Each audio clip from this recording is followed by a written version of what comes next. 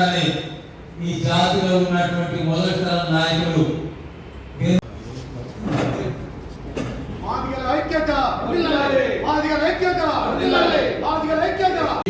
పాల్పడుతున్నటువంటి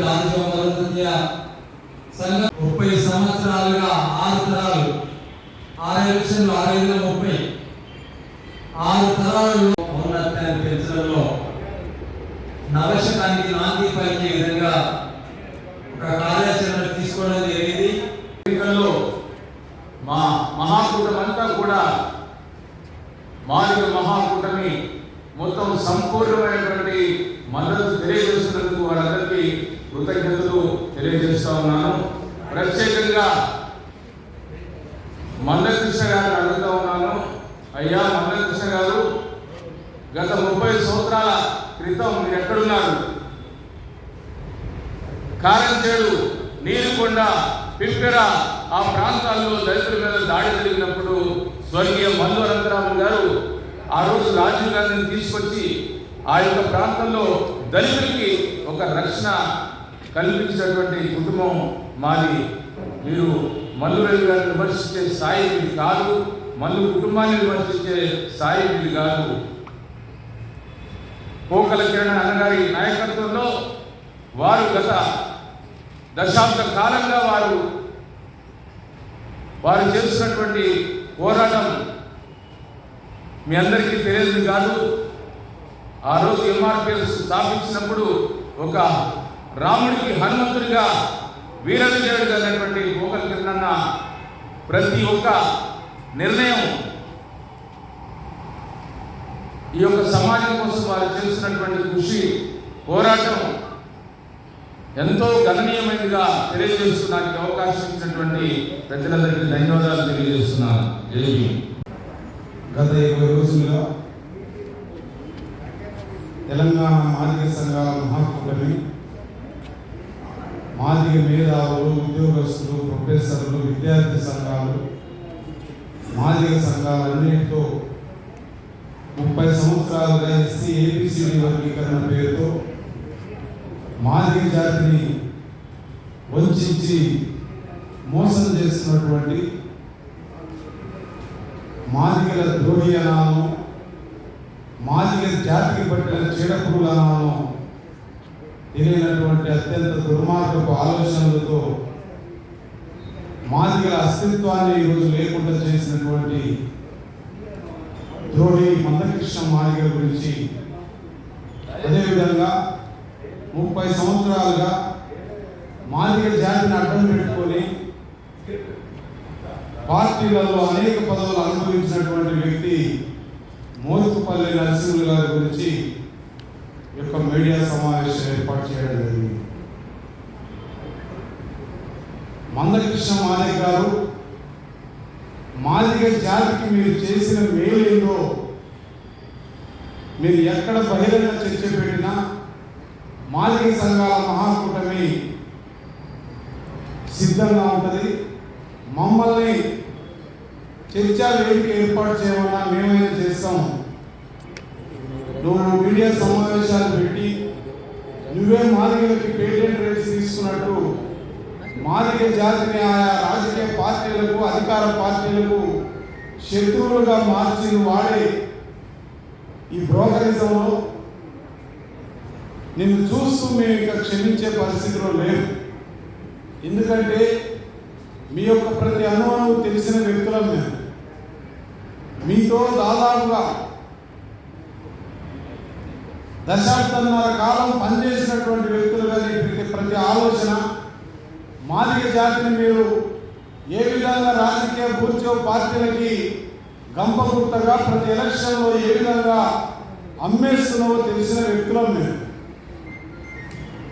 మీరు ఆత్మపరిశీలన చేసుకోండి. ఫస్ట్ మాదిగ జాతి పక్షాన మాట్లాడే అర్హత మీకుందా?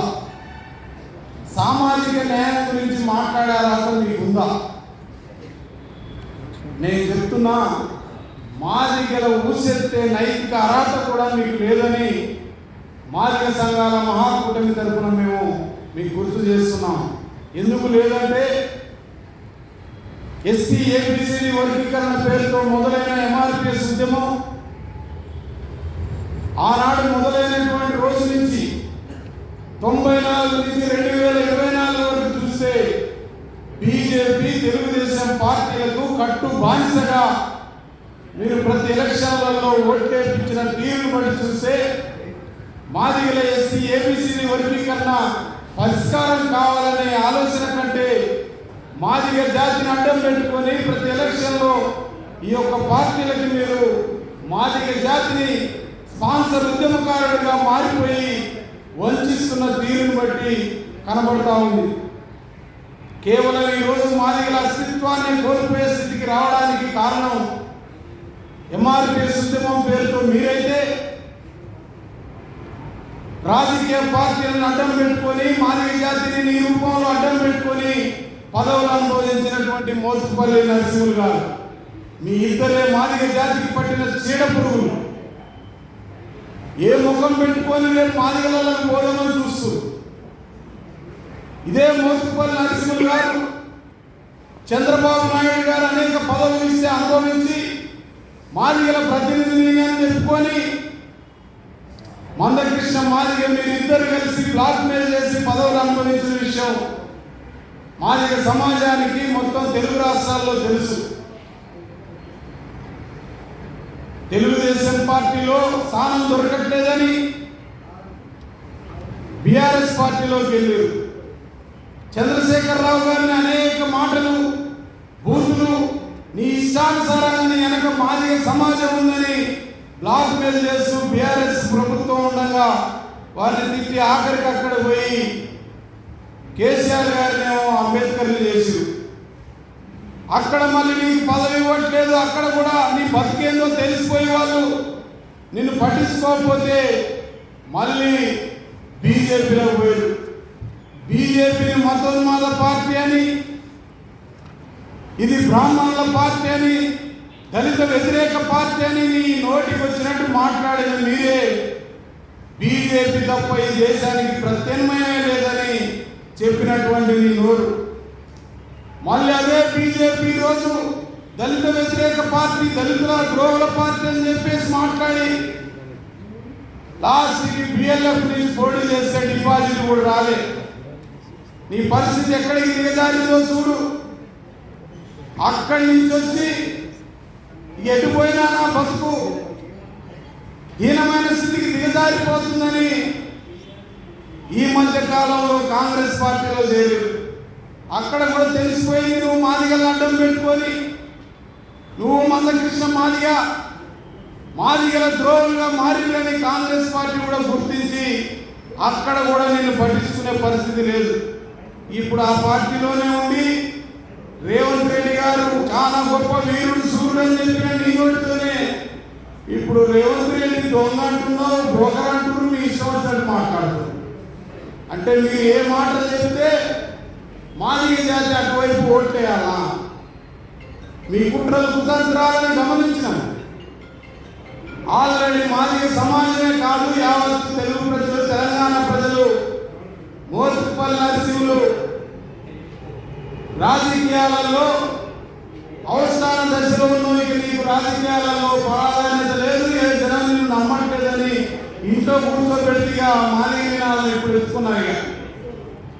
నీకైనా తోడైంది 10 సంవత్సరాలు ఒక డిప్యూటీ సీఎం చేసి అర్ధాంతరంగా మాదిగల ఆత్మగౌరవాన్ని కించపరుస్తూ అవమానిస్తూ తాటికొండ రాజ్యాన్ని బర్తరఫ్ చేస్తే మంత్రివర్గంలో ఏ రోజు కూడా కనీసం మాదిగలకు స్థానం కల్పించినటువంటి బీఆర్ఎస్ పార్టీ వ్యతిరేకత ఈ యొక్క మాదిగల పట్ల వారికి ఉన్నటువంటి తీరును చూసి మాదిగ సమాజం మొత్తం